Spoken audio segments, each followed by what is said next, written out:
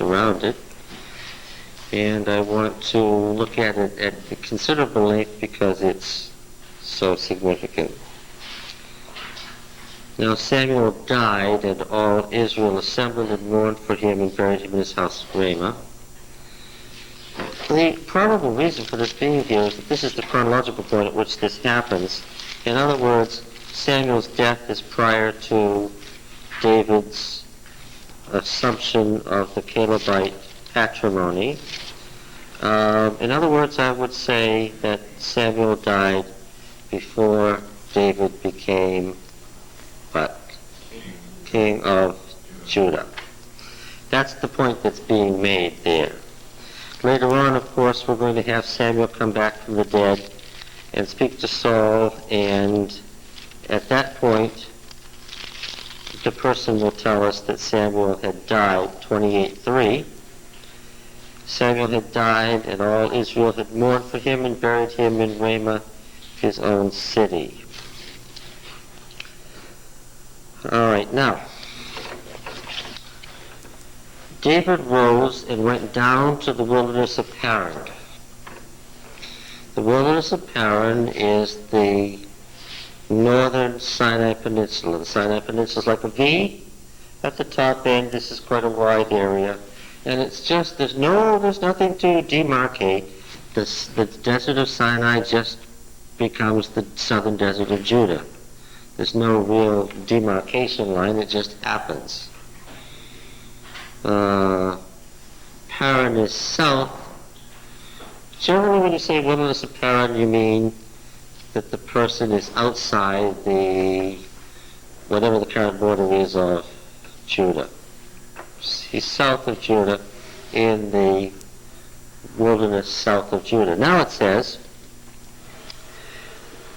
there was a rich man in Maon whose business was in Carmel. Well, this is the Carmel south of Hebron, right? Not the Carmel Ridge that juts out into the ocean in Israel, but the Carmel district south of Hebron, the capital of Judah. That's very important you understand. If you don't locate this right, you don't have the foggiest notion what's going on here. Now, in 1 Samuel 23:24, you'll notice that when David was in hiding, and some Ziphites had gone to Saul, where were they? David and his men were in the wilderness of Maon, in the Arabah south of Jeshimon. Where was David? He was in this area south of Hebron, in the center of southern Judah. Any question about that? He was right in this area. Maon is the city in this Carmelite region. Okay. Now then, he was in Maon, his business in Carmel, the region.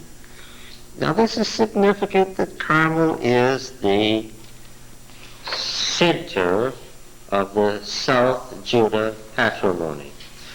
Wouldn't Hebron be the center, Rory? Huh? If Hebron was the capital, wouldn't it be the center of South Judah? Absolutely not. Think about what I'm saying. Would Hebron be the capital of South Judah? If it was the capital of Judah, what would it be? It would be located where? Between, are you following me? Between the area of the South Judean warlord and the northern warlord. You get it? Obviously, the League city would be centrally located, but the centers of power of the various political elements would be outside of that city. Are you with me? Now I'm telling you that this Carmelite region is the center of political power in South Judah. Is everybody with me? This explains something. What did King Saul do after ridding the southern desert of the Amalekites early in his career? Well, let's go back. 1 Samuel 15. Remember 1 Samuel 15? This is where he does not destroy Agag and all the goods of the Amalekites after Samuel sends him on holy war. Do you remember that? Tell me you remember that. And Samuel, remember, cried all night to the Lord because he was so angry when he was informed that Saul was not following the Lord's commandments. In verse 10, 1 Samuel 15:10 reads, "The word of Yahweh came to Samuel, I repent that I have made Saul king, for he has turned back from following me and has not performed my commandments." And Samuel was enraged and cried to Yahweh all night.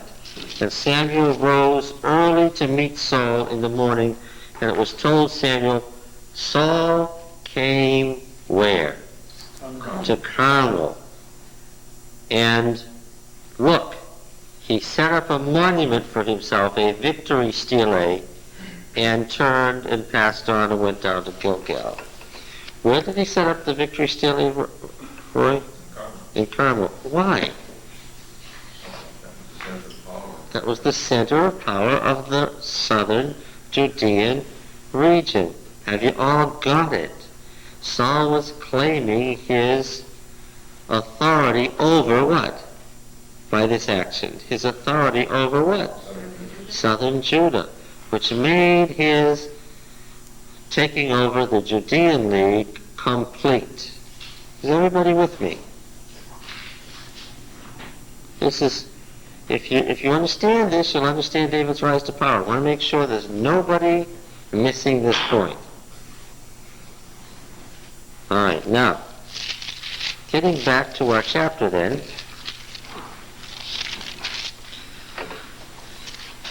David rose and went down to the wilderness of Paran, and there was a man in Maon whose business was in Carmel. The man was very rich. He had 3,000 sheep and 1,000 goats. Makes you think of Job. This is wisdom literature. What is Job? Wisdom literature. And we find that wisdom literature is typically written a certain way, isn't it? So we see the obvious links to Job. Now then, that will make us think. What happened to Job's stuff?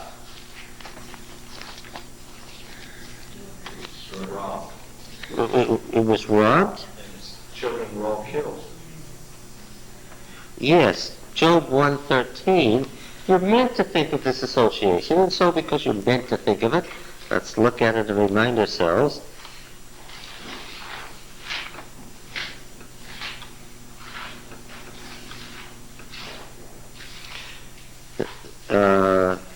Now there was a day when the sons and daughters were eating and drinking wine at their eldest brother's house. There came a messenger to Job and said, the oxen were plowing, the asses feeding beside them, and the Sabaeans fell upon them and took them and slew the servants with the edge of the sword, and I alone have escaped to tell you. What was the first disaster that fell on Job? Wild marauding bands came and took his flocks. This wisdom literature story wouldn't work, would it, unless what? That sort of thing happened. It was common enough for people to see the setting. Now, of course, right away, what are we supposed to think about? This rich man with these huge flocks, and of course they're scattered all over this Carmel region, where the Amalekites have been a problem all along, right there on the southern desert. What are we to think of? The danger this man faced from the potential marauding bands, the forever present marauding bands. Now, he was shearing his sheep in Carmel. And this is sheep shearing. Okay. Now, the next thing is a parenthesis simply because the normal Hebrew telling a story, the tense structure disappears, and we have parenthetical information that interrupts the story. This is important. Now, the name of the man was Fool. And the name of his wife, Abigail, we'll come to that in a moment, the woman was of good understanding and lovely appearance. Words that are spoken of, Joseph, for instance, Moses, for instance, David, for instance, Saul, for instance. Who is beautiful of face and form? Who is beautiful of face and form? Some are what? Bruce Wise. Well, huh? Well, it's going to be somebody who has the special designation or blessing of God, right? We know that. Because it's a typical wisdom literature detail, right? The ugly and the fat never seem to be blessed by God in these stories. It's what? But we press on anyway. Don't we? I didn't look at anyone when I said that. The man was churlish and ill-behaved. He was a Calebite. All right, now, of course, the author is sending us his signals. By now, everyone knows that much of the meaning of the Hebrew story is where? Yes, in the details. The whole story is written clearly between the lines, right? He was a Calebite is meant to... He can't go any further in telling us the story until we know some things about him, his wife, okay? Right away, you can see a woman of... a wisdom woman, a beautiful wisdom woman, and churlish and ill-behaved man. In the structure of wisdom literature, what's the problem? No. Under the structures of wisdom, there's something unwise has happened. Especially since the man's name is Fool. That's not very subtle, is it? The man's name is Fool. All right. Now, clearly, you can say at this point, nothing good can come of this, right? Would you say that she married for money? Or was it an arranged marriage? Well, of course, in the culture that day, it was an arranged marriage, and you would have to say that somehow it's a bad arrangement. Okay? You don't blame her because, of course, you know she's married to him. Why? No. You don't blame her because you know she's married to him. Why? Not because she made a bad choice. She's a wise woman. A wise woman wouldn't make a bad choice. What? Yes. So a wise woman will make the best of whatever situation she's in, right, if she's a wise woman. All right. Now, he was a Calebite. This detail is not by accident either. In order to catch the meaning of he was a Calebite, where do we have to go? You have to understand how from the Caleb. Yeah, we'll have to whoop right back to Caleb. And Caleb, we remember, turned up first in the book of Numbers. So let's go back there and see what we can find out. Numbers 13. And I want to go through again in considerable detail what I said about Numbers 13 before, and 14, because without repeating it, I don't think it will be obvious. Let me say it this way. Numbers 13 and 14 is the story of the 12 spies who went and spied out the land, came back. There was an evil report. There was a good report on the part of the minority. The evil spies were killed, so were a lot of people. The good spies got promises. It was the story of the 12 spies. Are you all familiar with the story of the 12 spies? Nay. No. What's the catch? Does anybody remember what the catch is? What's the problem in asking, do you remember the story of the 12 spies? You learned that two of them came back faithfully and finally became Well, there are two different stories. Well, why do you hang back like that when I'm out here in desperation? You know? It's just you're trying to strengthen my character by seeing if I... Read with me now, and I am going to read one story. I'm going to skip from verse to verse and just make a note for what verses I went. I'm going to read a story. Numbers 13, verse 1. Yahweh said to Moses, send men to spy out the land of Canaan. What are they spying out? The land of Canaan. What is the land of Canaan? That was a technical term for, well, it was what defined the borders of Canaan. Canaan was what at the time of the Exodus? It was an Egyptian province. And we found that the borders of Canaan described in Joshua are what borders? The borders that are identical to the description of the province of Canaan, the Egyptian Empire, and the Egyptian records. Who said where the border ran in Canaan? Who got to say where the border ran? The Egyptians. The Bible didn't make it up. The land of Canaan is everything from this wadi that runs right about where the Suez Canal is today, all the way up to Lebanon. When you get to Lebanon, between the Lebanon and anti-Lebanon mountains, at the so-called entrance of Hamath, you've come to the north end of Canaan.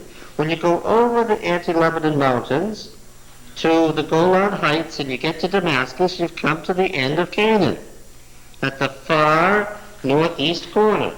All right? Now you follow the following line down across Transjordan. That's the eastern border of Canaan. Who said so? The Egyptians said so. It was their province. Notice, the spies are to spy out the whole land of Canaan, which was a huge area on the face of the earth. Which I give to the people of Israel. From each tribe of their fathers you shall send a man, everyone a leader among them. So Moses sent them from the wilderness of Paran. From the wilderness of Paran. Isn't that interesting? The story that we're reading in 1 Samuel 25 begins how? David is where? In the wilderness of Paran. Think you this is an accident? Think this detail is just by coincidence? All right. So, who were heads of the people of Israel, verse 4. And these were their names from the tribe of Reuben. So we're doing this list in chronological order from the oldest to the youngest son. Reuben, Simeon, Levi should be next, but of course he's not because he's not counted. From the tribe of Judah, verse 6, Caleb, son of Jephunneh. Of course, this is the first and last name of the individuals. And we also find in verse 8, from the tribe of Ephraim, the great tribe of Israel, we have Hoshea, son of Nun. And verse 16b tells us this Hoshea was none other than Joshua. Okay? Now, the next verse is verse 21. Yahweh said, choose 12 leaders and have them spy out the land of Canaan. Verse 21 reads this way, Mike. So they went up and spied out the land from the wilderness of Zin in Sinai all the way to Rehob at the entrance of Hamath.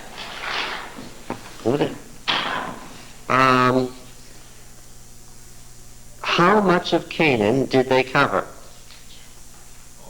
All of it in this story. All of it. Now verse 25 is our next verse. At the end of 40 days, verse 26. Notice how I've read it because that's the way the Hebrew reads. At the end of 40 days, without any interruption, the next words in the Hebrew are, they came to Moses and Aaron and all the congregation of the people of Israel in the wilderness of Paran.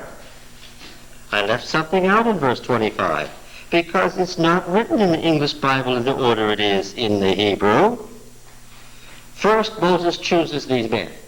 They go through all the land of Canaan according to this story. You must go over there. Take her out if she wants to stay.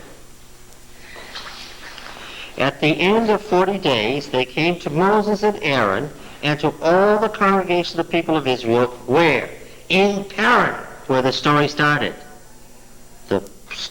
So far, the details are very consistent.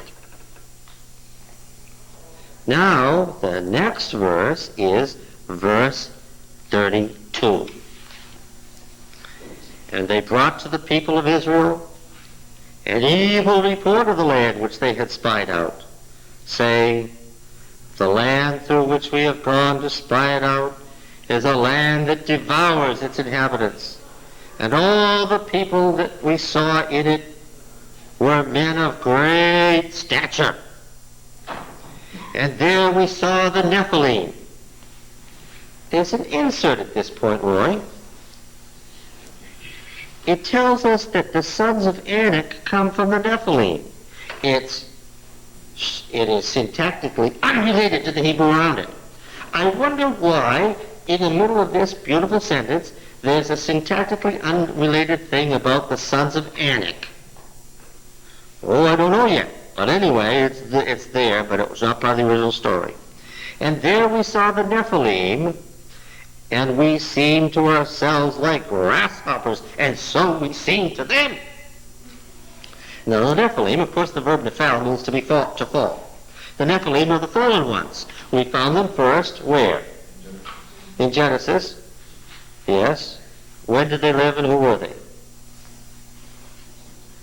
Who were the Nephilim? Huh?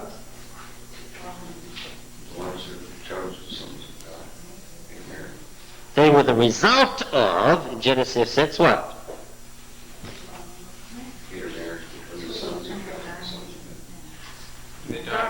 Well, you're close. Yes, you missed one word. Why were they giants? Because they were semi-divine beings who were the result of the marriage of the sons of the gods, the heavenly divine beings, with the daughters of men.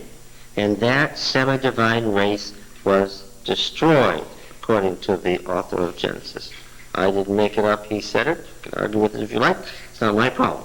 Okay, now, these giants in Canaan are the descendants of the Nephilim. How did they survive the flood? Not my problem. Now, what happened next when they got this awful report that the land is filled with Nephilim? We seem like grasshoppers, and so we seem to them. 14:2 says, all the people of Israel murmured, notice the verb, they murmured against Moses and Aaron, the whole congregation, and said to them, would that we had died in the land of Egypt! Would that we had died in the wilderness! Why does Yahweh bring us up from to this land to fall by the sword? Our wives, our little ones, they'll become a prey. Would it not be better to go back to Egypt? Verse 5, then Moses and Aaron fell on their faces before the assembly of the congregation of the people of Israel. And Joshua the son of Nun, who has been mentioned earlier in this story, and Caleb the son of Jephunneh, who has been mentioned earlier in this story, who are among those who had spied out the land, we know that, rent their clothes, and said to the congregation of the people of Israel, they have not yet spoken. They have not yet had a chance to speak. Now we're going to hear their report. The land which we passed through to spy it out is an exceedingly good land. If Yahweh delights in us, he will bring us into this land and give it to us, a land which flows with milk and honey. Only do not rebel against Yahweh, and do not fear the people of the land, for they are bread for us. Their protection is removed from them, and Yahweh is with us. Do not fear them. But all the congregation said, to stone them with stones. Now they're just about as good as dead at this point.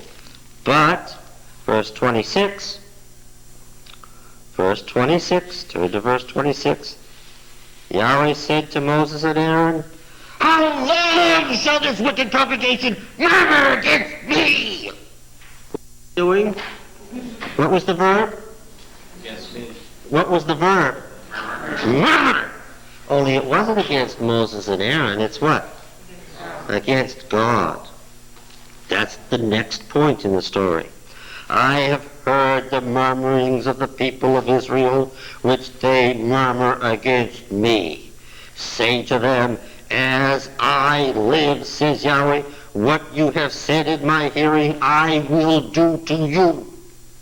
Your dead bodies shall fall in this wilderness, and all of your numbered from 20 years old and upward, who have murmured against me, not one shall come into the land that I swore that I would make you dwell there, except Caleb the son of Jephunneh and Joshua the son of Nun.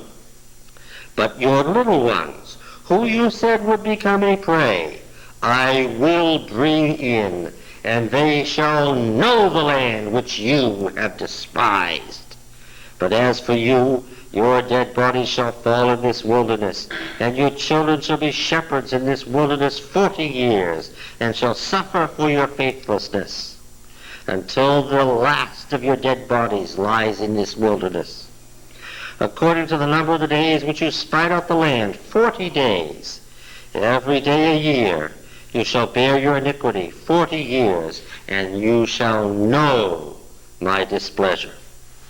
I, Yahweh, have spoken. Surely this I will do to all this wicked congregation that have assembled together against me. In this wilderness they shall come to a full end, and there they will die. And the men whom Moses sent to spy out the land, and who returned and made an evil, all the congregation murmur against him by bringing an evil report against the land. The men who brought up an evil report of the land died by the plague before Yahweh. But Joshua the son of Nun and Caleb the son of Jephunneh remained alive of those who went to spy out the land. And that is what? And that is what?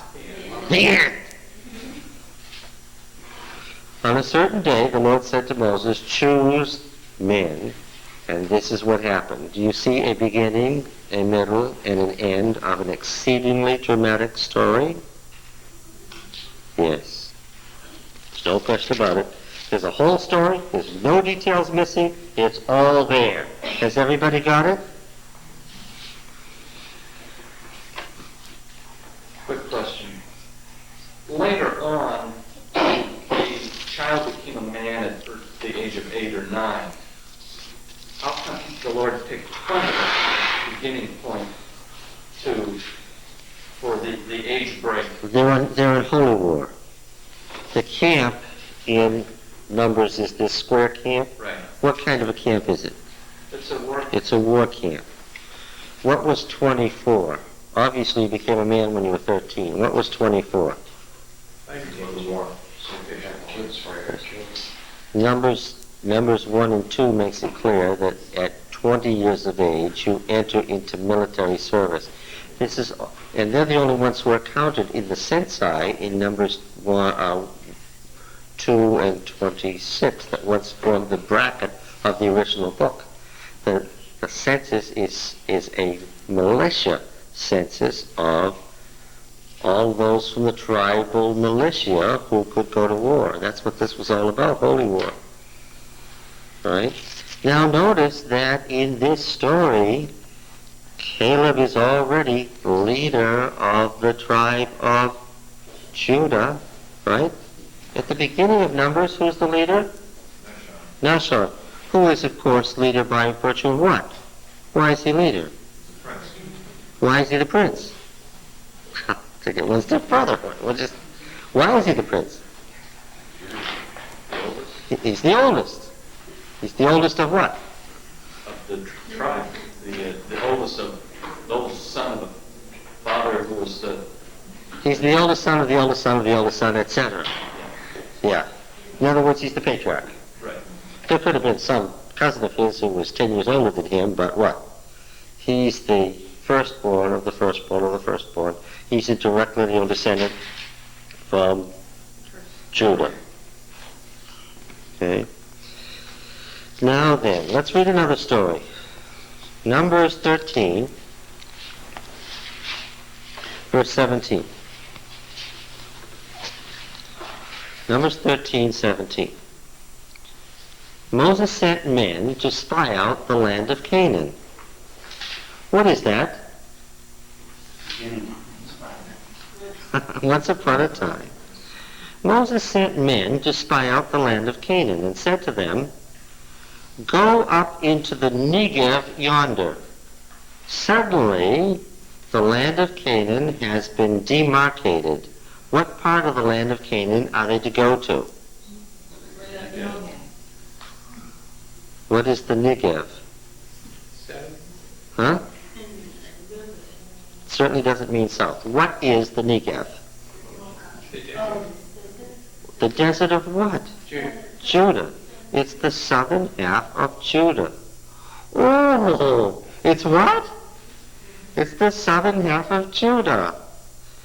You go up into the Negev yonder, then go up into the hill country, and see what the land is, whether the people who dwell in it are strong or weak, whether they are few or many, and whether the land that they dwell in is good or bad, and whether the cities that they dwell in are camps or fortified cities, whether the land is rich or poor, whether there is wood in it or not, and be of good courage, and bring some of the fruit of the land. Interestingly, Moses doesn't know any of these things, and he's planning a campaign as a military leader, as an Egyptian military leader, and he doesn't know the status of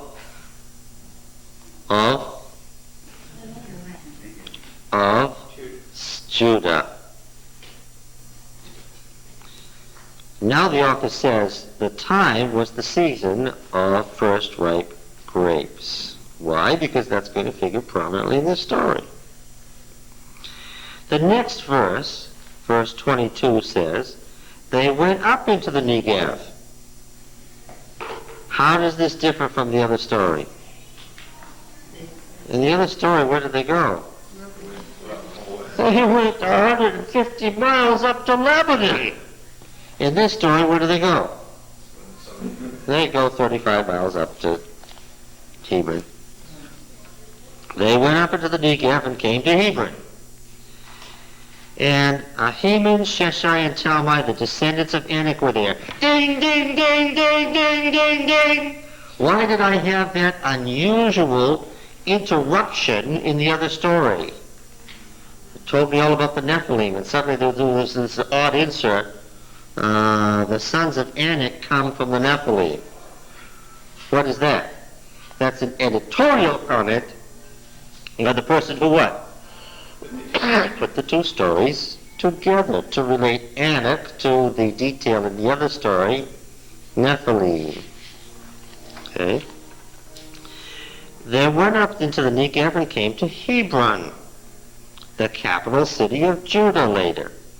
And Ahiman, Sheshai, and Talmai, the descendants of the giant Anak, were there. And they came to the valley of Eshcol, which everybody knew was the right south of Hebron. And they cut down from there a single cluster of grapes, Eshcol meaning cluster, and carried it on a pole between the two of them. They brought also some pomegranates and figs. The place was called the Valley of the Cluster because of this cluster which the men of Israel cut down from there. A little detail for those who know the area. Okay. Verse 25. And they returned from spying out the land to Kadesh. Verse 26. Do you see? It happens that Kadesh is not in the wilderness of Paran. There are two different descriptions of a return in verses 25 and 26. One says at the end of 40 days they came to Moses and Aaron, all the congregation of the people of Israel in the wilderness of Paran. The other says They returned from spying out the land to Kadesh. Is everybody following? They brought back word to them and to all the congregation and showed them the fruit of the land. What land? Yes, the Negev, yes, southern Judah. And they said, we came to the land to which you sent us. It flows with milk and honey, and this is its fruit. So far, so good. Yet the people who dwell in the land are strong, and the cities are fortified and very large. And besides, we saw the descendants of Anak there. The Amalekites dwell in the land of the Negev. The Hittites, the Jebusites, and Amorites dwell in the hill country. The hill country of what? They don't dwell in the hill country of Palestine proper. The hill country of what? Of Judah only. Got it? And the Canaanites dwell by the sea and in the Jordan Valley. This, of course, resulted in what? Just the story of it results in panic, and we see in verse 30, but Caleb quieted the people before Moses.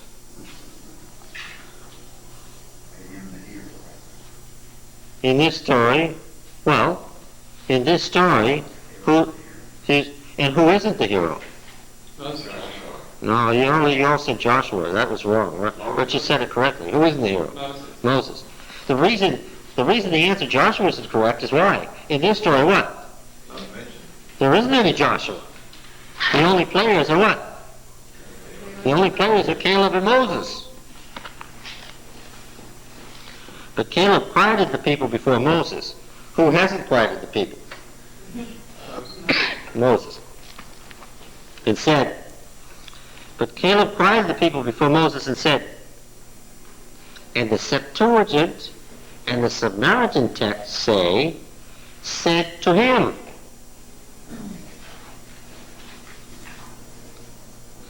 Let me repeat.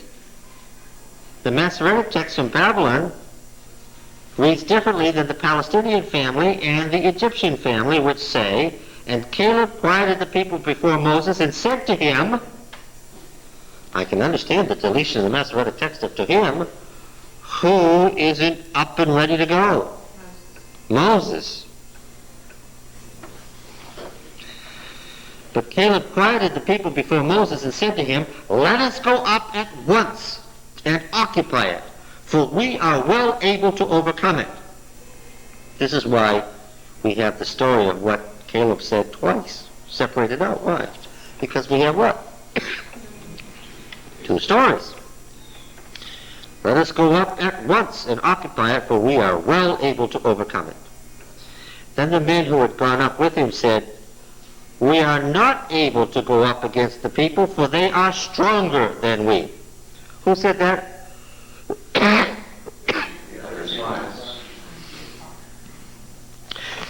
Ten of the men who went up with him said, we are not able to go up. Is that how it reads? It doesn't include Joshua because what? Joshua is no part of this story. We have no idea who these people are. We only know what? That all those who went up said, we can't do it. Then the men who had gone up with him said, back to verse 13-17, Moses sent men to spy out the land of Canaan. How many men did Moses send? It doesn't say. That's the right answer. You did not blurt out 12. You said, this story simply doesn't say. What it does say is, the men who had gone up with him said, we are not able to go up against the people, for they are stronger than we. And the reaction 14 is, then all the congregation raised a loud cry, and the people wept that night, and they said to one another, let us choose a captain and go back to Egypt.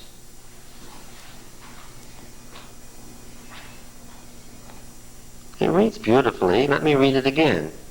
14:1. Then all the congregation raised a loud cry, and the people wept that night. Verse 4. And they said to one another, let us choose a captain and go back to Egypt. Verse 10b. Then the glory of Yahweh appeared at the tent of meeting to all the people of Israel. And Yahweh said to Moses is not in good light here, how long will this people despise me? And how long will they not believe in me in spite of all the signs which I have wrought among them? I will strike them with the pestilence and disinherit them, and I will make of you a nation greater and mightier than they. Remember the threat to strike them and destroy them in Exodus? What did Moses do? He interceded and said, no, if necessary, strike me, but don't strike them, because if you struck them, the Egyptians would hear of it, and people would say it was because the Lord wasn't strong enough to bring them in that he took them out to the wilderness to destroy them. Let's see what this story says. But Moses said to Yahweh, then the Egyptians will hear of it. For thou didst bring up this people in thy might from among them, and they will tell the inhabitants of this land, they have heard that thou, O Yahweh, art in the midst of this people, for thou, O Yahweh, art seen face to face, and thy cloud stands over them, and thou goest before them in a pillar of cloud by day and a pillar of fire by night. Now if thou dost kill this people as a single man, let the nations who have heard of thy fame will say, because Yahweh was not able to bring this people into the land which he swore to give them, therefore he has slain them in the wilderness. And now I pray thee, let the power of Yahweh be great as thou hast promised, saying, word for word from Exodus 34, Yahweh is slow to anger and abounding in steadfast love, forgiving iniquity and transgression, but will by no means clear the guilty, visiting the iniquity of the fathers upon the children, upon the third and fourth generations. Quoting again, remember when the Lord passed by, show me all thy glory. Yahweh, Yahweh, God, gracious and abounding in steadfast love, slow to anger, right? Word for word. It's a variant of the same story. And then we have this beautiful thing, verse 19. Pardon the iniquity of this people, I pray thee, according to the greatness of thy covenant love, and according as thou hast forgiven this people from Egypt even until now. And you can be sure that this story once was part of the complex that Exodus 34 was, right? This is a continuation of the same theme with the same thematic material, right? What Exodus 34 is now was once the beginning of a sequence of events, of stories that were built on that in the wilderness. Got it? Then Yahweh said, verse 20, I have pardoned according to your word. But truly as I live, and as all the earth shall be filled by the glory of Yahweh, none of the men who have seen my glory and my signs, which I wrought in Egypt and in the wilderness, and have yet put me to the proof these 10 times, that tells me right there, how many in that original complex of stories, how many rebellions were there in that original complex of stories? 10. And this is the 10. And have put me to the proof these 10 times, and have not hearkened to my voice, shall see the land which I swore to give to their fathers. And none of those who despised me shall see it, but my servant Caleb. But my servant Caleb, all by his lonesome self, the only guy who said the right thing. Because he has a different spirit and has followed me fully, I will bring into the land into which he went, and his descendants shall possess it. What was that land? Is this a Calebite story? Tell me from where this story came. Did this story originate in Asher, along the coast of Phoenicia? Did this story come from Naphtali in Galilee? No. Did this story come from Mount Ephraim, with Joshua, the hero of the Ephraimite tribe? No. Where did this come from? The Calebite tribe. Yeah. Shall see the land which I swore to give to their fathers, and none of those who despise me shall see it.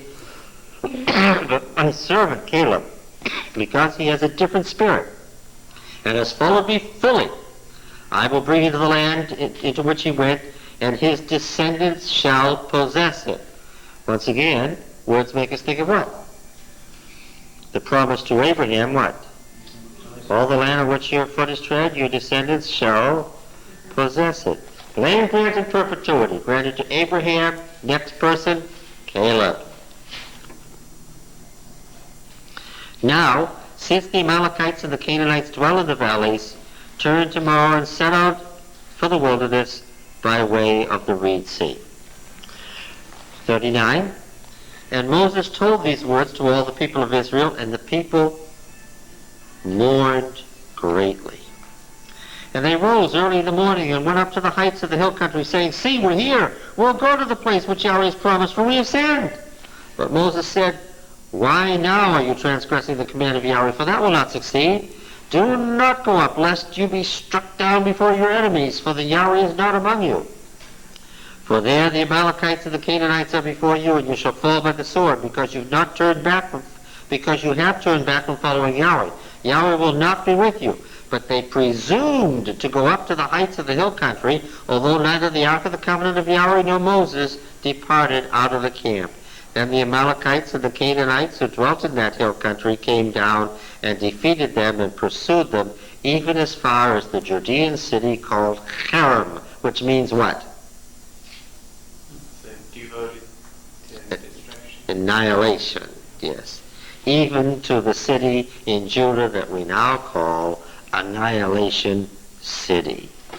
Okay? Got it? Now, what did we find out about this story? Did it have big holes and gaps, or is it a complete story unto itself? It is a complete story unto itself. And who is its hero? Caleb, the father of all South Judah. And where did the spies spy? As far north as Hebron. And how many days did they spy? 40. Oh, you blew it badly. How many days did they spy in this story? It doesn't say. Oh, that's It right. just says they returned from spying out the land to Kadesh.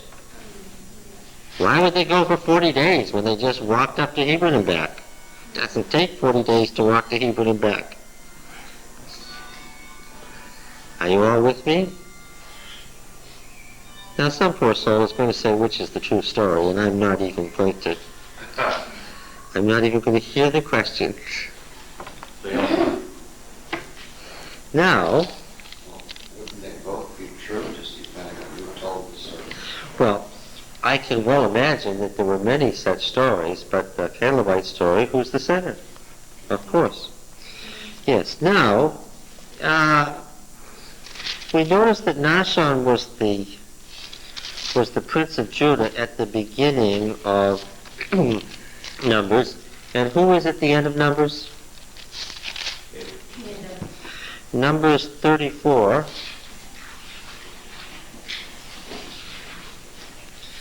Numbers 34 reads thus, verse 16.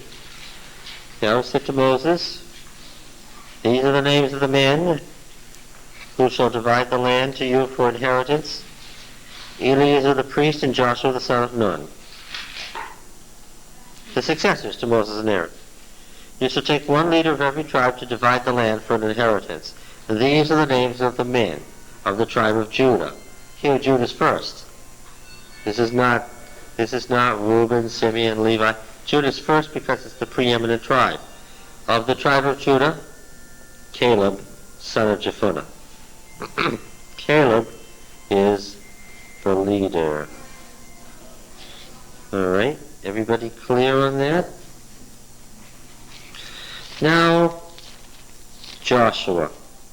Oh, well, Deuteronomy. We read Deuteronomy before, didn't we? We better read Deuteronomy 1 again, just so we can get a connected picture. Deuteronomy 1. Now, warning, Deuteronomy 1 wasn't written in the north. Deuteronomy 1 was written by DTR 1 living in Jerusalem. DTR 1 is thoroughly Judahite. Okay, and it says, verse 19, We set up before and went through that great and terrible wilderness which you saw on the way.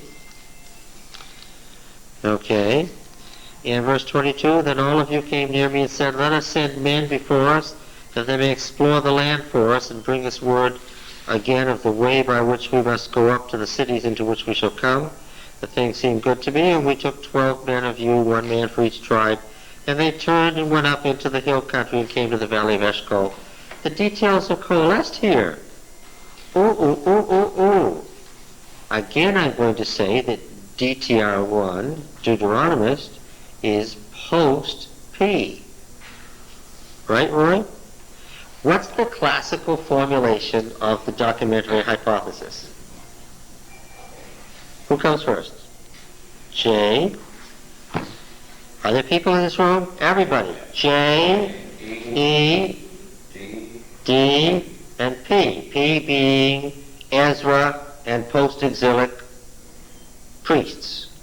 That books like Genesis, Exodus, Leviticus, and Numbers didn't exist until after the exile. I'm saying it ain't so. I'm saying it ain't so. It's not J-E-D-P. This is so ingrained in modern biblical theology that it's like the foundation of everything. J-E-D-P, J-E-D-P. Right? Julius Wellhausen said J-E-D-P, and so it still is. And I'm saying, no, that isn't what happened. It was what? J, well, it could be E-J. It could be J-E or it could be E-J. But definitely, who's next? P, and the Deuteronomist is writing when P is already in existence. Look at the story, Richard.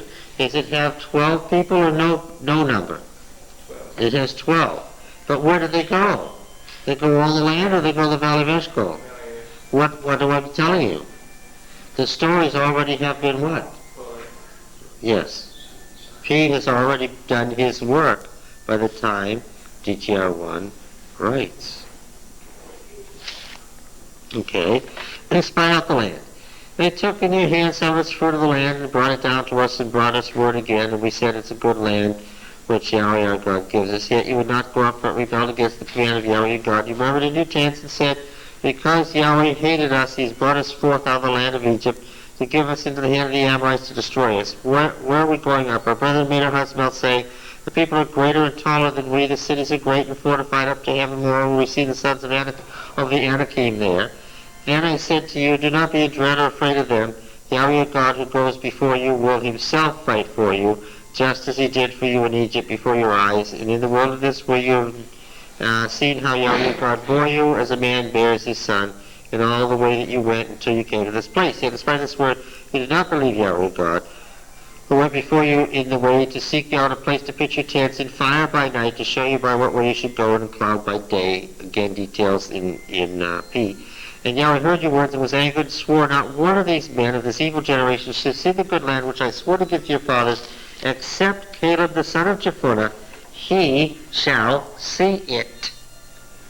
And to him and to his children I will give the land upon which he has trodden. DTR1 is writing in Judah, under the aegis of the Judean king Josiah, a descendant of David.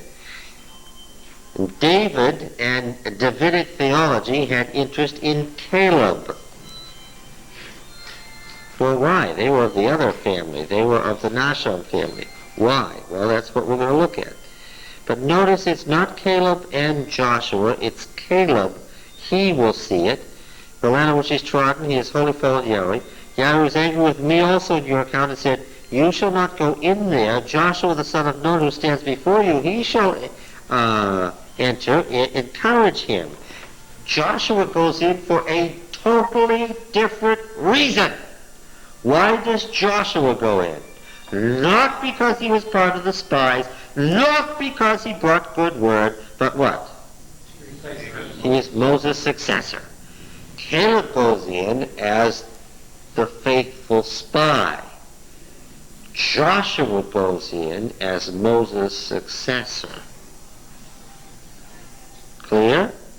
Maybe even the implication here that, as we saw earlier, that Caleb was faithful when Moses wasn't, and so had to be replaced, yes. All right, now, in Joshua, it's time to parcel out the land. Joshua has to parcel out the land, and it says, 14:1,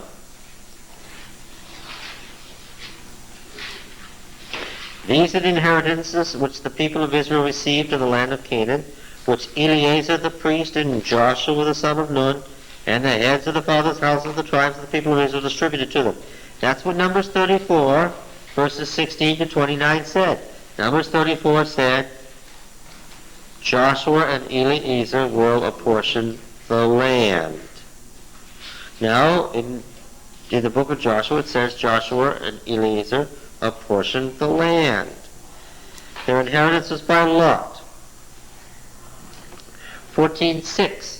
Then the people of Judah came to Joshua in Gilgal. It sounds like we're getting the inheritance of Judah. Not so.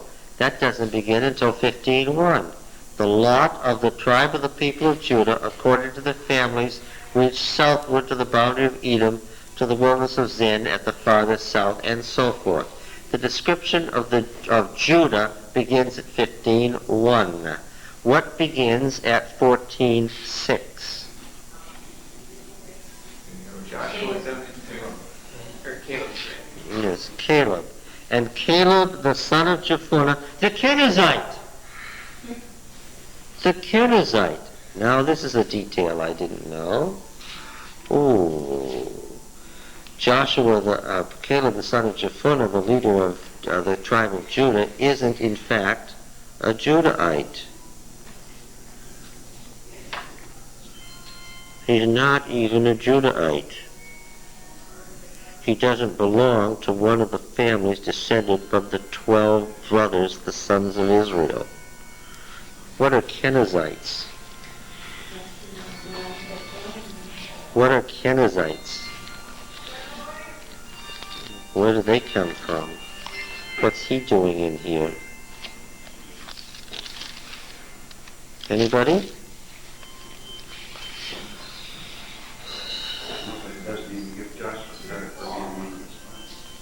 Oh, no. It doesn't, the story does not say that Joshua was part of the spies. Genesis 36. It's been such a long time since Genesis. And it's almost pointless in Genesis to say, remember this, it's going to be significant later. There's 1,000 years between Abraham and David, right? And you know, boy, a lot can happen in 1,000 years, right? In Genesis 36, we have various genealogies, and I say various genealogies of Edom, the other brother, right? Remember? Jacob and Esau.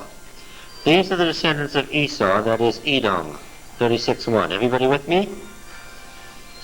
Esau took his wives from the Canaanites, and so forth.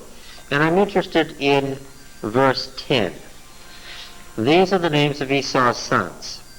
Eliphaz, the son of Adah, the wife of Esau. Reuel, the son of Basemeth, the wife of Esau. The sons of Eliphaz, the older one, were Teman, Omar, Zepho, Gatim, and Kenaz. Oh, I see. So the Kenizzites are the oldest tribe of the Edomites.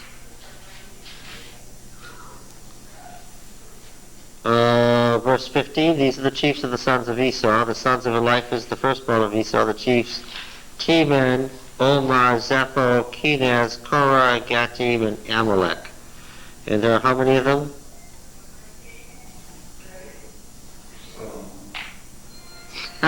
How many of firstborn are there? 7. Makes you think of Jesse's 7 sons, right? All right. Is everybody with me? All right. So now, what I find interesting then is, who is Caleb by biology? An Edomite, you say, Richard? the Edomite. He's not an Edomite. What is he? He's the chief of Edom. He's the chief of Edom. He's the boss guy of Edom. And interestingly, the dominating tribe in Israel is Judah, and he becomes what? The boss of Judah. And we know that a lot of those folk who lived in South Judah were of what extraction? They were Edomite. That was the historical fact. Folks who lived down there were Edomites. That's his cousins, right? Yes, but the point is, this isn't part of the 12 sons who went down to Egypt and came back. This is folk who inhabited South Judah first. And Caleb sort of becomes part of the story by de facto. The Calebites were the folks who lived there and read it, and Caleb gets the promise that his descendants are going to have it. Esau was the son of Abraham. Yes. Yes. Now, 14:6, Joshua 14:6. The people of Judah came to Joshua at Gilgal, and Caleb the son of Jephunneh the Kenizzite said to him, "You know what Yahweh said to Moses the man of God at Kadesh Barnea concerning you and me. What he said, according to Deuteronomy 1, was, I'm going to go in because I was the good spy. You're going to go in because you're Moses' successor." Joshua has no part in the story of the spies. I was 40 years old when Moses, the servant of Yahweh, sent me from Kadesh Barnea to spy out the land.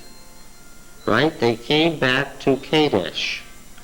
Yes, and that was the story of, didn't name the men, where Caleb is the sole good spy. Yahweh sent me from Kadesh Barnea. In that story, who doesn't go as a spy? Joshua.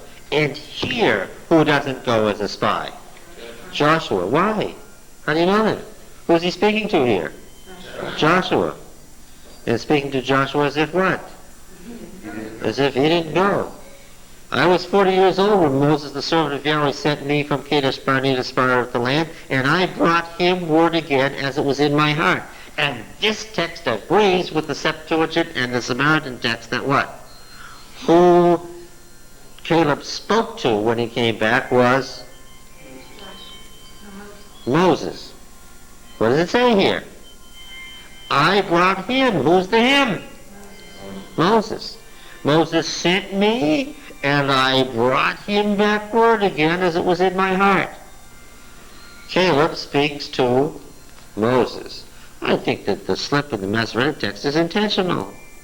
The suppression of Caleb pride to the people before Moses and said to him is to do what?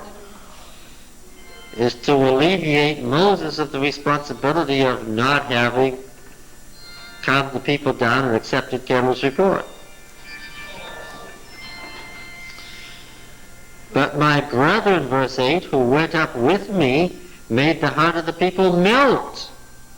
Joshua is no part of this story. Yet I wholly followed Yahweh my God. And Moses swore that day, saying, surely the land on which your foot is trodden shall be an inheritance for you and your children forever, the land granted to Abraham in Genesis 17, because you have wholly followed Yahweh my God. And now behold, Yahweh has kept me alive, as he said, these 40 years, since the time when Yahweh spoke this word to Moses while Israel walked in the wilderness. And now look, I'm this day 85 years old. I'm still as strong to this day as I was in the day that Moses sent me. My strength now is as my strength was then, for war and for going and coming. So give me the hill country of which Yahweh spoke on that day. For you've heard on that day how the Anakim, the giants, were there, with great fortified cities. It may be that Yahweh will be with me, and I shall drive them out, as Yahweh said, he says in a sardonic tone. Then Joshua blessed him and gave Hebron to Caleb, the son of Jephunneh, for an inheritance. So Hebron became the inheritance of Caleb the son of Jephunneh the Kenizzite to this day, because he wholly followed Yahweh the God of Israel. Now the name of Hebron formerly was the fortress city of Arba. This Arba was the greatest man among the giants, and the land had rest from war, meaning that Caleb did what? He conquered the giants. Does this have anything to do with the story of David and the Philistine champion? At least it puts the giants in the land. Caleb is what? Is the giant killer. And David is what? The giant killer. Ah, okay, I think I see it. Okay, Judges 1. Oops. First, chapter 15 first. Don't go to Judges 1. Just turn the page. Joshua 15, verse 13. After enumerating the inheritance of Judah, which begins in 15:1, the lot for the tribe of the people of Judah according to families, I read this, verse 13. According to the commandment of Yahweh to Joshua, he gave to Caleb the son of Jephunneh a portion of the people of Judah, a portion among the people of Judah, Kiriath Arba, that is Hebron. Arba was the father of Anak, and Caleb drove out from there the three sons of Anak, Sheshai and Ahiman and Talmai, the descendants of Anak. And he went up from there against the inhabitants of Debir. Now the name of Debir formerly was Kiriath Sepher. And Caleb said, whoever smites Kiriath Sepher and takes it, to him I'll give Achsah, my daughter's wife. And Othniel, the son of Kenaz, the brother of Caleb, took it and gave him Achsah, his daughter's wife. When she came to him, she urged him to ask her father for a field. She alighted from her ass. And Caleb said to her, what do you wish? She said, give me a present, since you've sent me in the southern desert. Give me also springs of water. And Caleb gave her the upper springs in the hill country and the lower springs in the desert, meaning he got all the water rights too. And this Othniel becomes the first judge in the book of Judges. And this same story, as we have it here in verse 13, is repeated in Judges 1.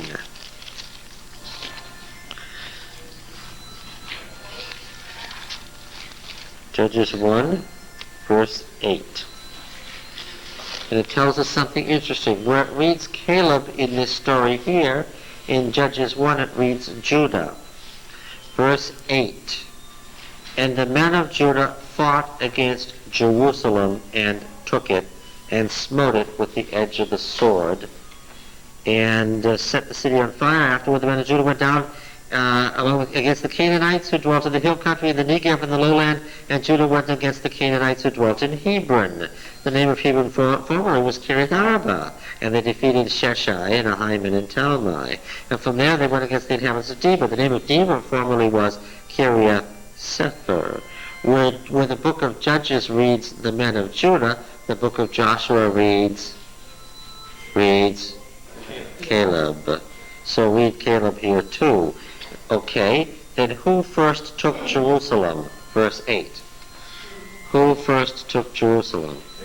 Caleb. Caleb conquered Jerusalem, and David conquered Jerusalem. Anybody got it? What? No, he slaughtered the Jebusites. We're coming to that story. David said, whoever gets up there first, I will let inherit the military power. Caleb says, whoever gets up there first, I'll give this. Yes. Caleb killed giants. David killed giants. Caleb destroyed Jerusalem. David destroyed Jerusalem. Is anybody catching anything here? All right. And so he got the upper and lower springs and so forth. All right, now, we've already noted that in 1 Chronicles 2, there is a genealogy that makes Caleb the father of North Judah as well as South Judah, particularly the father of Bethlehem. 1 Chronicles 2, beginning at verse 42. The sons of Caleb, the brother of Jerachmeel, Marashah's firstborn, who was the father of Ziph, the wilderness of Ziph down in South Judah, The sons of Marishah were Hebron, and so forth. And in verse 50 we read, the sons of Hur, the firstborn of Ephrathah. Ephrathah is north of Judah. Shobal, the father of Kiriath Yearim. Kiriath Yearim is the Gibeonites of what? Of what place? Kiriath Jearim? The Gibeonites of what place? Of what place? Where are the Gibeonites? Where do they live? What tribe? What area do they live in? Where do the Gibeonites live? What tribe were the Gibeonite cities in? The Gibeonite League was in what tribe? Huh? No. You're missing it totally. The Gibeonite League was in what tribe? Benjamin, folks! Benjamin! Get it, get it, get it! David has a right to what tribe, Richard? Say it louder. Benjamin. Shout it. Benjamin. So that what? If they split off, and there's going to be an argument between the kings of Judah and the kings of Israel, the kings of Judah are going to say what? Benjamin. My claim to Benjamin goes all the way back to what?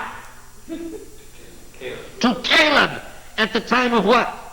The conquest. The conquest. No!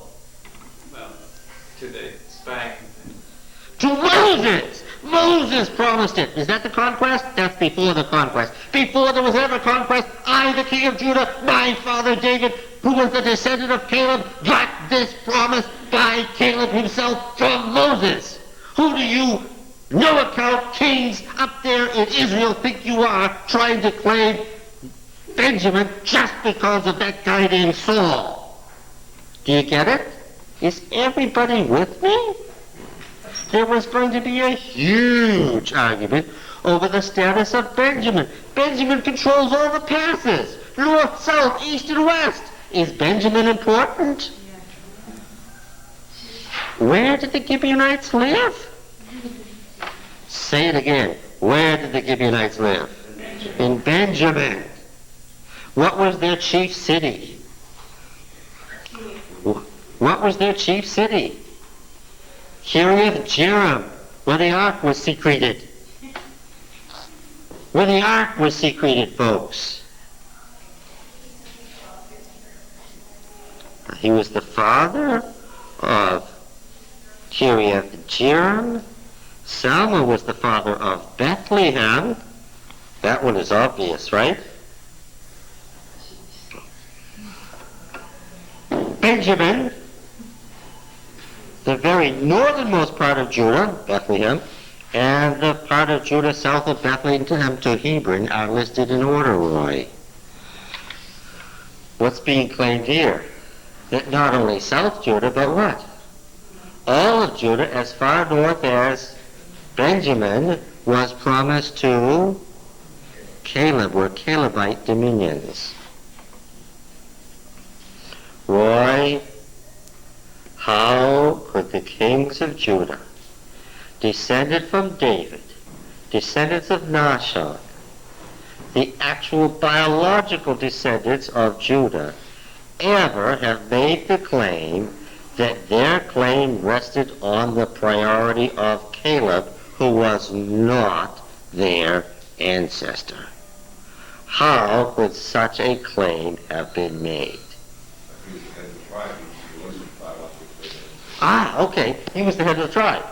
By definition, whoever becomes head of the tribe is what? Is descended from Caleb. Ah. Back to 1 Samuel 25.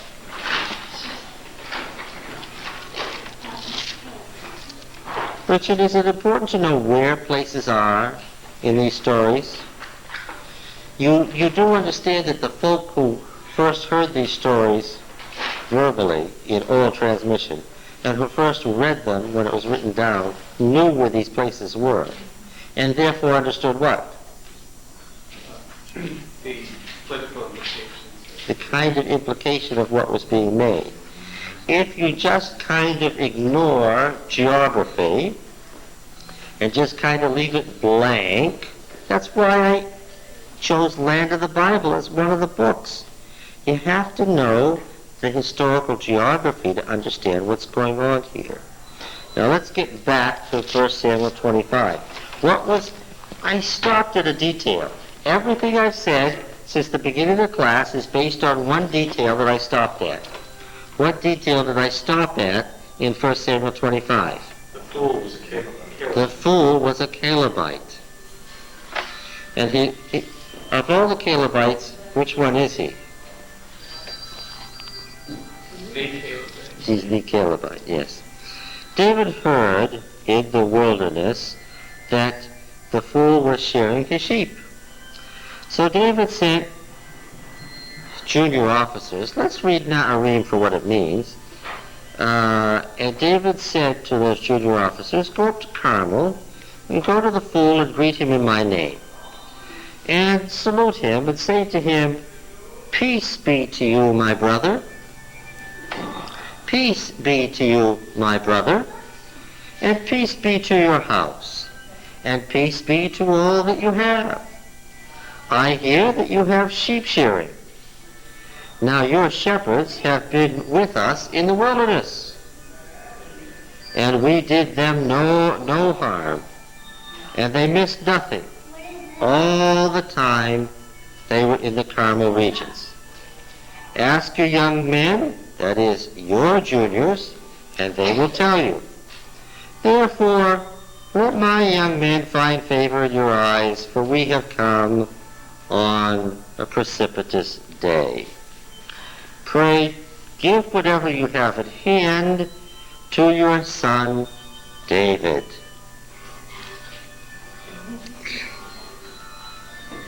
What do you read here properly? David establishing his rule.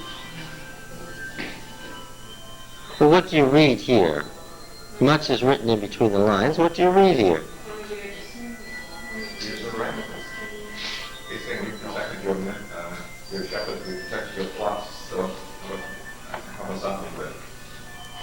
He's saying, I protected your men. Your wealth, in effect, belongs partially to me because I have made it possible, and now's your opportunity to pay.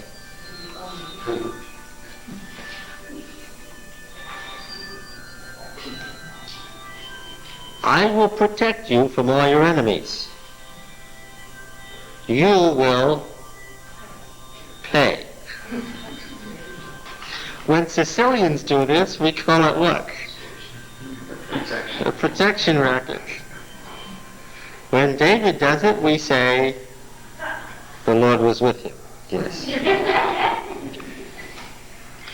Now, when the young officers came, they said all this to the fool in the name of David, but he was impudent to them.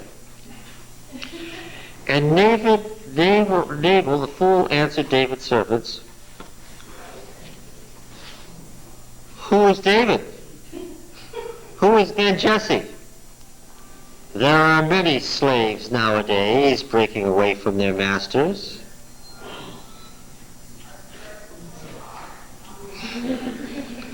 Now you understand that he doesn't mean, I don't know who David is. You say he's the son of Jesse? Now who would that be? Why would he know who that is? If he's the warlord of North Judah, if he's the descendant of Nahshon, does he not know who he is? Then what is the meaning of the question, who is David and who is the son of Jesse? Folks, come in. Come in. Come in. Let's not have a conversation there. Come on in. What? He's obviously beating David because he doesn't know who he is. Of course, it's intended to be an insult.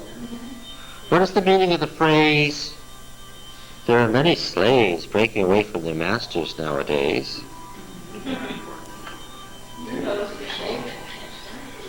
What? David from Saul. That's certainly the implication of his, there are many slaves breaking away from their masters. But there's another thing that you have to recognize, Pete. We have two families in competition in Judah. David addresses Nabal as your son David. But Nabal recognizes what's in between the lines. What's David doing? He's claiming Calebite property. He's claiming a right to Calebite property. And the fool that he is, knows what's going on. He doesn't just mean that David has broken away from Saul. He also means that what?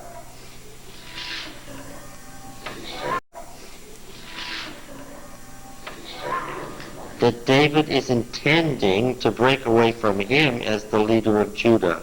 That by this action of sending people to claim part of Nabal's property, he's what?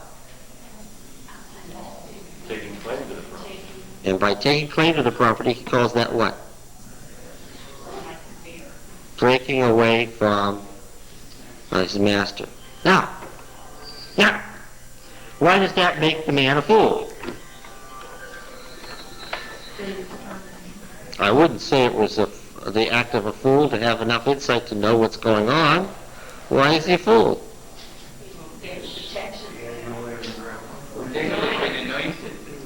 Oh, that's not the answer. We don't know anything about that. That's a private claim. Nobody'd ever seen that. That's nothing. I won't even repeat his answer into the record. What was the reason that Nabal was a fool? Because he didn't join the leader and sign on. When you have become wealthy because somebody has a big army, and somebody sends the junior officers of that army to you and says, now, you've never lacked a thing for me. You're in a good position because of me, and now you can give me, well, anything you have at hand. What would a wise man do? Say, oh, my brother David, my dear brother David, you know how, all these centuries our families have loved each other, except this little morsel of bread from my hand and this tiny bit of water. Meaning what? This little morsel of bread and this tiny bit of water, and perhaps a sip of wine that I can send you. What are you sending? Peace. Well, enough to support his army, that's the point. Not a feast, but what? What's David asking for? He's not asking. It's sheep shearing. It's the time. 2 times a year, all the stuff comes in. What do? David's saying, divide it. What? Give me my share, so I can continue to run this army and protect you. And of course, the goal would have been to intermarry those 2 houses, right? The goal would have been to intermarry those 2 houses so that the Judean League became what? A kingdom. Is everybody clear on what's being offered here? This isn't just a couple of guys came on a good sheep shearing day and said, can we have something to eat? The warlord of North Judah, who has recently rebelled from the king of Israel, is addressing the warlord of South Judah. And what should have happened?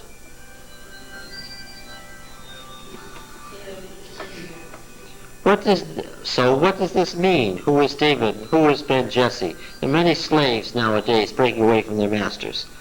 What does that mean? Huh?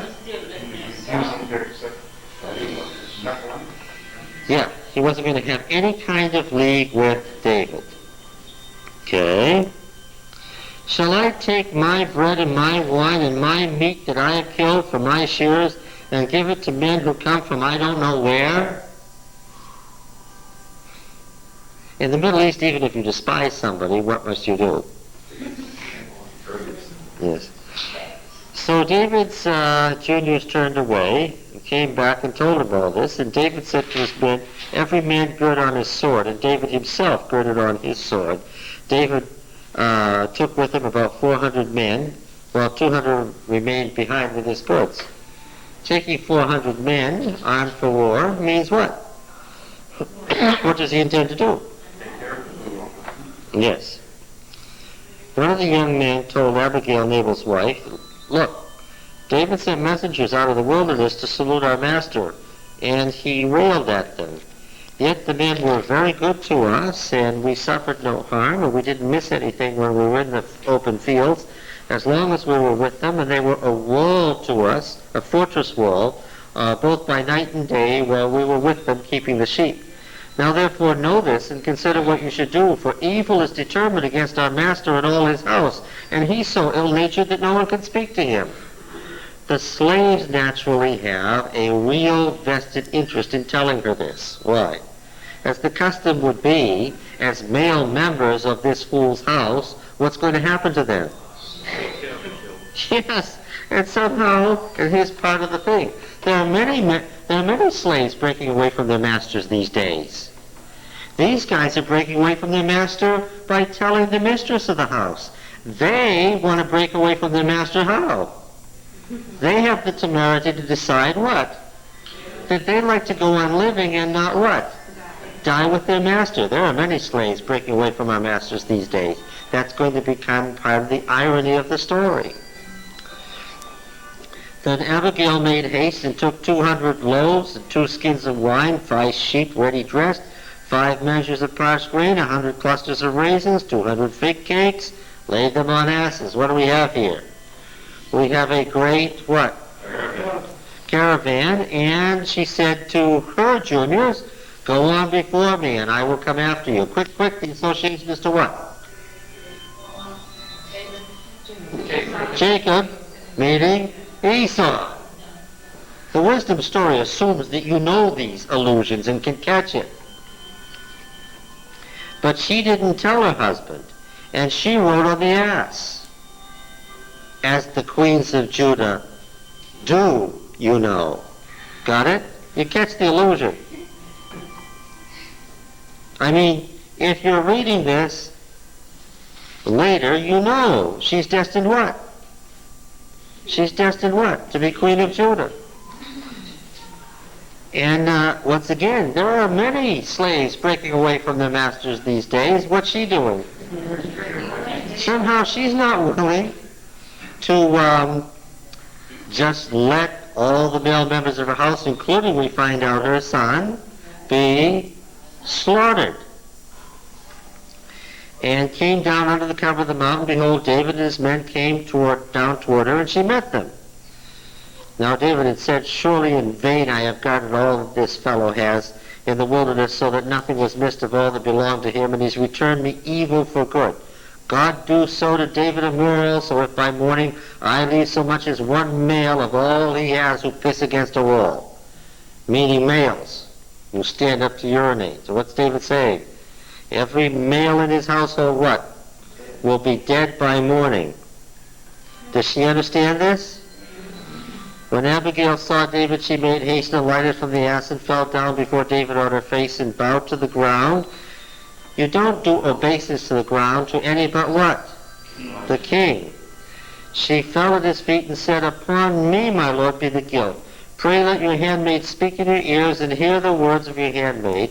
Let not my lord regard this ill-natured fellow, for as his name is, so is he. Fool is his name, and folly is in him. But I, your handmaid, didn't see you, juniors, whom you sent. But nevertheless, what? The insult that came to you was what? My fault because of a sin of omission. Wise people don't commit sins of omission, right? And she's saying, as a wise woman would, a wise woman knows Proverbs 31 what? Whatever goes on, what? In her house. That's the ideal. And she, being a wise woman, says what? I should have known that this thing was going on in my household. I didn't, and therefore what? The insult is mine. And what? I'm here what? To make restitution for the insult that I've offered to you. Now then, my lord, as Yahweh lives, and as your soul lives, since Yahweh has restrained you from blood guilt, and from taking vengeance with your own hand, the commentators say the verse is out of place. No, it isn't. It's a wise woman speaking. She's saying to him, Now, since the Lord has restrained you from doing what you were going to do, when what? Does she know any such thing? She speaks as if what? As if what she wants is already the historical fact. Since Yahweh has restrained you from blood guilt and from taking vengeance with your own hand, now then, let your enemies and those who seek to do you evil be as my fool. Okay? And now let this blessing which your servant has brought to my Lord be given to your juniors who follow you. Pray forgive the trespass of your handmaid, for Yahweh will certainly make my Lord a sure house, because my Lord is fighting the battles of Yahweh, and evil shall not be found in you all your days. Is she a prophetess? No, not at all. She's what? A wise one. She's a wise woman. Does everybody understand that David is running for king of Judah? Well, I'm sure he understood it. He just figured what? That it wouldn't happen. Yeah. If men rise up to pursue you and to seek your life, the life of my Lord shall be bound in the book of the living, or the book of life, which is kept in the care of Yahweh your God. And the lives of enemies he will sling out from the hollow of a sling. And yet archers and slingers, David was what? And when Yahweh has done to my Lord, according to all the good that he has spoken concerning you, this is technical language for covenants. Speaking good means to place one on the throne. And has appointed you king designate over Israel, my Lord shall have no stumbling block concerning this matter, for having shed blood without cause, or my Lord taking vengeance on him for himself. And when Yahweh has dealt well with my Lord, then remember your handmaid. Abigail is running for something too, in case you've missed it. What's she running for? Let all the enemies of my Lord be like my fool. Well, what's he already? He's as good as what? He's good as dead. And when you come to this exalted position, don't forget what? That I got you there. And David said to Abigail, blessed be Yahweh, the God of Israel, who has sent you to meet me. Blessed be your discretion, and blessed be you who have kept me this day from the blood guilt of avenging myself with my own hand. For as surely as Yahweh God, the God of Israel lives, who has restrained me from hurting you, unless you had made haste and come to meet me, truly by morning there would not have been left to Nabal so much as one person who pisses against a wall. Then David received from her hand what she had brought him, and he said to her, go in peace to your house. See, I have listened to your voice. I have granted your petition. What will he not do? By covenant oath he will not what? Kill Nabal.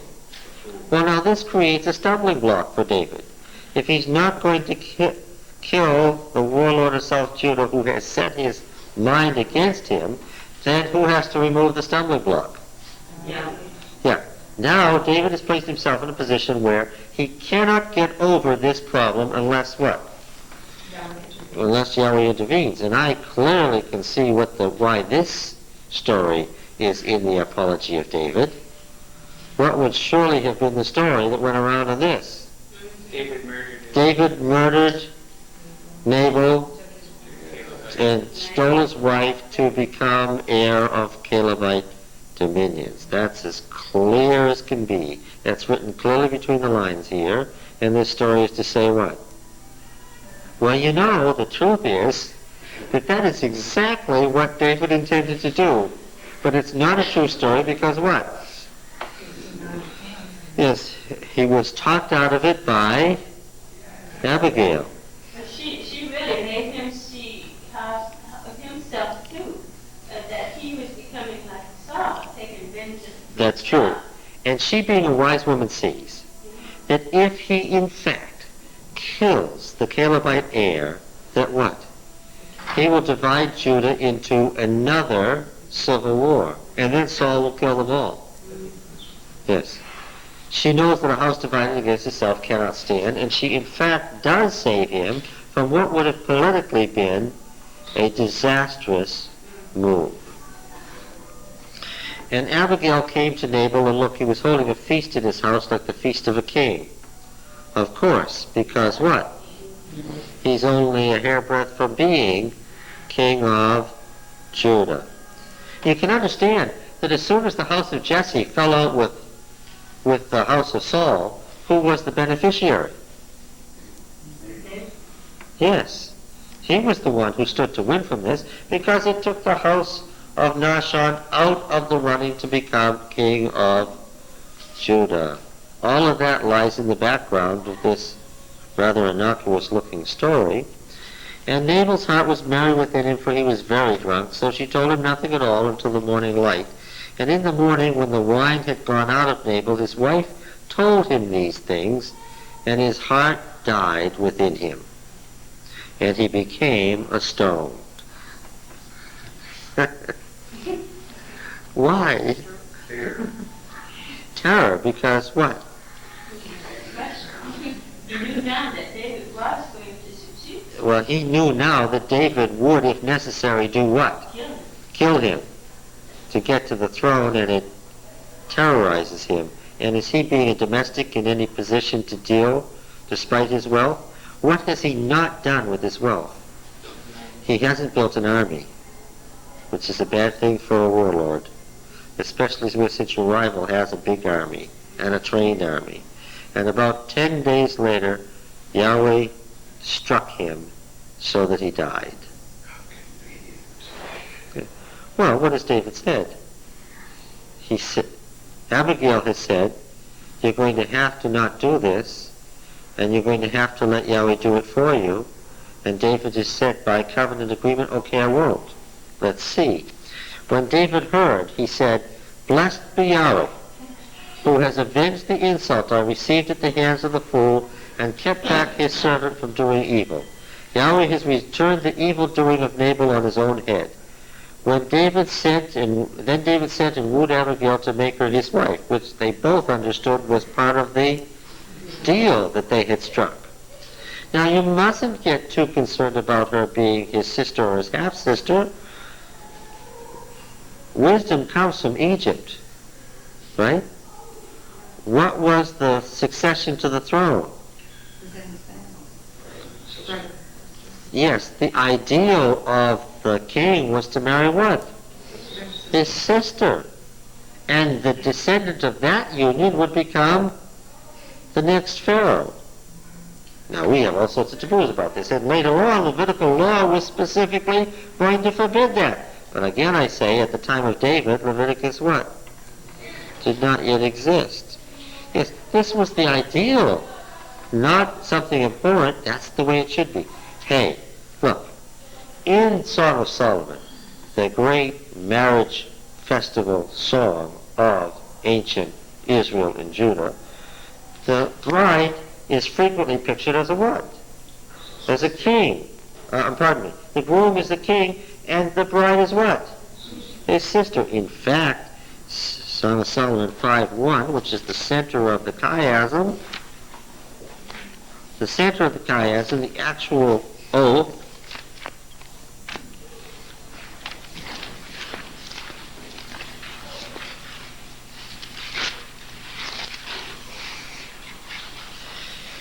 here is the marriage oath of the bride. You want to write down all of this? What a terrible thing to wake up. I come to my garden, my sister, my bride. I gather my myrrh and my spice. I eat my honeycomb with my honey. I drink my wine with my milk. Eat, O friends, and drink. Drink deeply, O lovers, the celebrant of the marriage says. And the lovers are what? Brother and sister.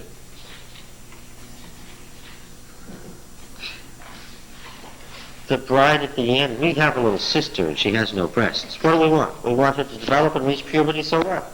We can marry her. Yeah, we understand that.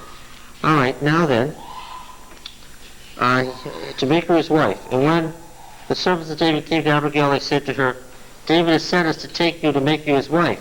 She rose and bowed her face to the ground and said, Behold, your handmaid is a servant to wash the feet of the servants of my Lord. And Abigail made haste and rose and mounted on an ass, and 5 maidens attended her. Oh, how does she come to him? She comes to him as what? As queen. And went after the messengers of David to become his wife, because you understand. What was it in Israel when the man took the wife of his predecessor? What did he take? Yeah. What had David just gotten? Southern Judah. Handed to him on a platter. Would this have been good news in Gibeah? Yes. When the messengers brought to Saul the news, the warlord of Hebron is dead. Would Saul have known why? Or who was behind it? Or who was sitting in Hebron now? Yes. A man who has already made his deal with Philistia and Moab and Edom, right? Now what's Saul facing? Now what is Saul facing in David? Yeah. Just he could look out of his fortress in Gibeah at what? Yes, everything south of him was what? Was now united against him under David. But Saul was a powerful king. Did he give up just because of that? No. What did he want to know? Where is he? That's what he wants to know in the next chapter. So that what? So that he can march against him. Why does he do that? He wants to take an army into Judah to let people know what? I'm still king here. All right. Now, the end of this, verse 43, is appropriately ironic. David also took Ahinoam of Jezreel. But who's Ahinoam of Jezreel? She's Saul's wife, so that he's claiming what? He's claiming Saul's dominions too. David's a man going somewhere. He intends to be what? King of Judah and king of Israel. If I were the Philistine tyrants, if I were the king of Moab, I would have thought this over. Yes, they should have done better by playing off Saul against David as much as possible instead of simply supporting David, right? Yeah. So, Ahinoam of Jezreel, well, we understand why Saul was cursing her already. Both of them became his wives. Both of them became his wives, meaning what? Now David has claim to, well, he's got Saul's wife, but Saul is still alive. It only comes to pass when he's dead. Yeah, that's right. He only really inherits Saul's dominions under this arrangement if Saul what? Dies. Saul's a bit upset. Oh yes, the message is clearly being sent from Hebron. What? Yes. What I want now, what I really need now is what? For you to die. And you don't need to worry about what's going to happen to your house or your dominions. What? I've got all that covered. I've made a deal with your son. I have, after all, been married to your daughters. Right? Let's not forget that little aside. I'm now married to your wife, and everything has been arranged. All we need is to get rid of you. 43-year-old man sort of added on. Yes, the wisdom story ends in 42. In 43, the author of the Apology of David has taken the wisdom story and embedded it in his Apology of David. He needed it there to say that David didn't in fact murder Nabal. Now we know over here in 1 Chronicles 1 tells us something.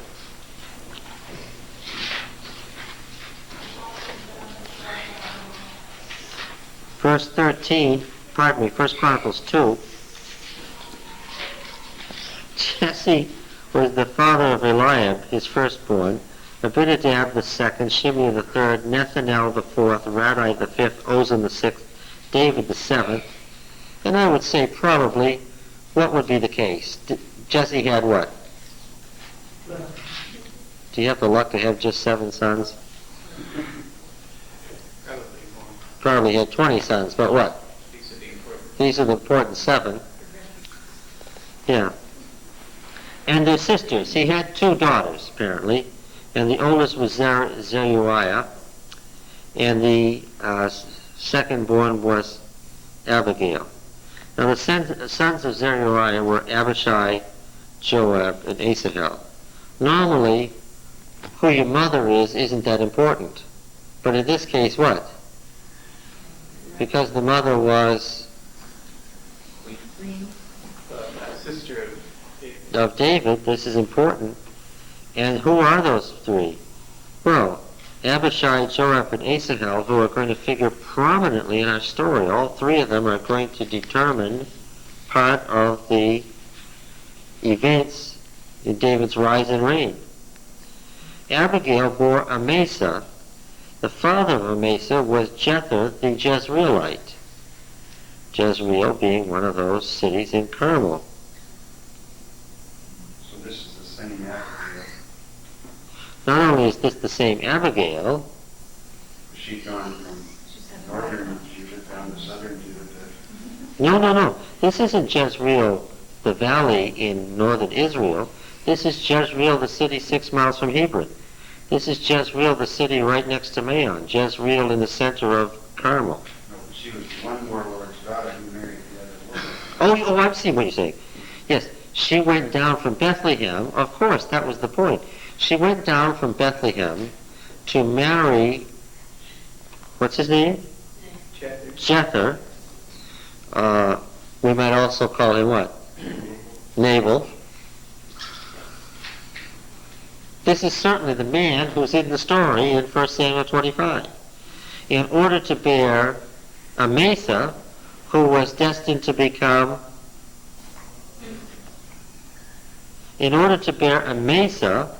Abigail bore Amasa, verse 17.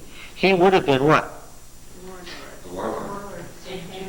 Well, look, if he was descended from Abigail and Jether, he would have been what? He would have been the king of Judah. The purpose of marrying their houses together was what? And this child was obviously fresh. This had been a recent development, obviously, since they had clearly decided that Saul in his house was what? Not something that they ultimately wanted. As Saul turned less than desirable, it's obvious that the warlords of Judah worked this marriage for what purpose? So that Judah would become, the old Judean League would become a kingdom in rivalry to Israel, the Northern League. So who got gypped here because his father was a fool? This Amasa. Well, of course, now David becomes his stepfather and raises him. No. He's now part of the royal family of Judah, not the king, though. I wonder what Amasa's career will be like in David's empire. Do you think he'll have any role to play? Ah, yes, indeed. Remember this name. We're going to see him again. I forget how you connect Jether and Nabal being the same person. Ah. Well, you understand that Nabal is only a wisdom, what's that word I can't think of the word, my mind's blank. Pseudonym. That Nabal is a pseudonym for a real name. It's not the real name. Yeah. So we're searching for the real name. And we need look no further than Chronicles to find out, well, who was it that Abigail married? And that he's a Jezreelite is ironic, and the author's being ironic. Ahinoam was from Jezreel in Israel. Abigail he took from Jezreel in Judah, 2 Jezreelite wives. One Jether's wife, the other Saul's wife, leaving him claim to the throne. Amasa and his influence in Hebron are going to be very important later on in the story. Do you think that David was behind this marriage? What? David was behind this marriage, doing everything that he knew, and they got alliance with this just before the marriage, and then the unique way to get this out is... Look, all of David's family did what David wanted, that's clear. David's father, by the time David became the commander of Saul's armies, you can be sure that David's father didn't do anything that David didn't want him to do. You understand what I'm saying? Because according to a story that we have read earlier, the whole family of Jesse had a secret. What was their secret? Which you can be sure what they didn't breathe around Gibeah. Yes, their secret was that David was anointed king over Israel. Their secret was that they intended the younger brother to become what? King of Israel, not just king of Judah. So you can't assume that the father just sort of willy-nilly happened to marry the daughter off to the warlord of Calebite descent just by coincidence. They were building their power base against Saul, since Saul, poor fellow, wasn't doing what? He wasn't going willingly. He just didn't get it, right? And were there hints that they intended to make David king? Yeah. Now you understand that when the Ziphites went to Saul, what were they doing? These Ziphites were relatives of Jether. Why did they go to Saul? That's the next verse, right? 26:1 says, some Ziphites came to Saul saying, isn't David at such and such a place? Why were they doing that? They weren't sure David was going to win. Or not be... Or they wanted to trap Saul? No. They wanted Saul. Well, they were mad at David. These folks were relatives of the recently deceased Jether. Were they delighted when he died and David took over his dominions? Because David was Calebite inheritance. Well, of course, it's not going to be a pure Calebite throne. It's going to be what? A North Judean throne. Right? And it's not only just a North Judean throne, it's a North Judean who has a claim on the throne of Israel. This guy might move the capital of Benjamin, or someplace like that, right? Which is precisely what he did. And how important would the family of Caleb be then? They would be only important as Caleb's claim to Judean dominions, right? Because then they established the Davidic king's claims on all of Judah, which downgraded the role of the Calebite clan. Do you get it? So, how did they decide to solve this problem? David was their problem. It was David who was their problem. So what did they do? Well, they, for their own ends, not because folks in Ziph just loved the king of Israel, were so glad, you were the guy who saved us from the Amalekites. It wasn't that, right? By this time, Saul's Steeler had probably been taken down in Carmel. It was what? They wanted to enlist Saul to do what? To kill David. So that what? The Calebite clan could get back its patrimony and its claim to the pending throne of Israel. Yes. It almost worked, didn't it? Did it come close? Well, what does the story in 26 say? How close did they come? Verse 13. David went over to the other side. Oh, pardon me, that's not it. Saul's army is where? Right? Huh? Right there where David's encamped. How close together are they? So, yeah, well, of course Saul has been told exactly where David is. Now, of course, this was pretty bold of Saul. David's on his own territory, right? Did David not know what Saul was up to? No, when Saul came with a big army, what 3,600. David knew, of course. But Saul thought he had to damage it from the Yes. Saul came very close, but David was on his own territory. But it tells you something about Saul and his boldness that he would bring an army into rebellious Judah to what? To kill the guy who was trying to form a Judean kingdom. Well, that was in the realm of his expertise. He had conquered before. Yes. Now he could. And he had drawn Judah into his power circle before, and doubtless thought that by killing David, what? He would win the Calebite allegiance once for all and draw Judah what? Back. I doubt that was the plan of the Calebites. Right? Their hope in killing David was not to return to Saul, but what? Just to have their own kingdom. I'm sure that either way Saul would have lost. But in any case, if you were Saul, would you not go if you knew where David was? What choice did he have? Think about it. He will continue to ignore it.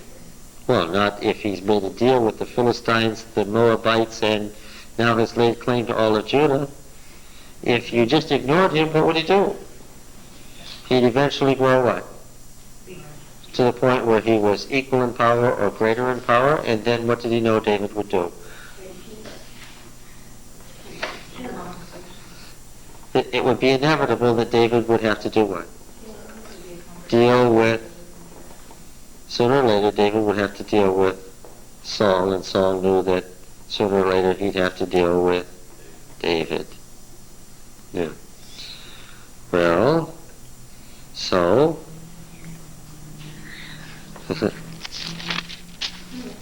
1 Samuel 25. Now, I know that when we're finished, the David you had in your mind before these classes isn't the David you have after these classes. You understand that, right? Yeah. What?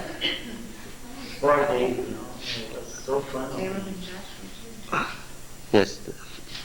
Faithful little shepherd boy who got chased around by Saul. He had to run around the countryside by Saul until God made him king. Let you know what he was like when he came out on the front line. Yes, that's true. That's true, but after all, it wouldn't have been just anybody who would have overcome Saul, right? What kind of person would we be talking about? What kind of person would God choose to be king, to become emperor? It wouldn't have been me. I would not have been able to mow down, well, the Edomites are rebelling, okay, line up all the males in the kingdom, right? What did he do? Killed every, Decapitated, he went so many and then killed so many. And Yeah. You say that I've got Oh. the numbers down. let's just bring the numbers down. We'll just kill 2/3 of the males and that'll solve the problem. If you're emperor, what? Then you're emperor. And how do you maintain the empire? You make certain decisions. I wouldn't have made it. I wouldn't have been the candidate. Okay. Yeah, that's right. He smiled. All right. More on this story next week. Say, you did good. I killed a bear. I killed a lion. The war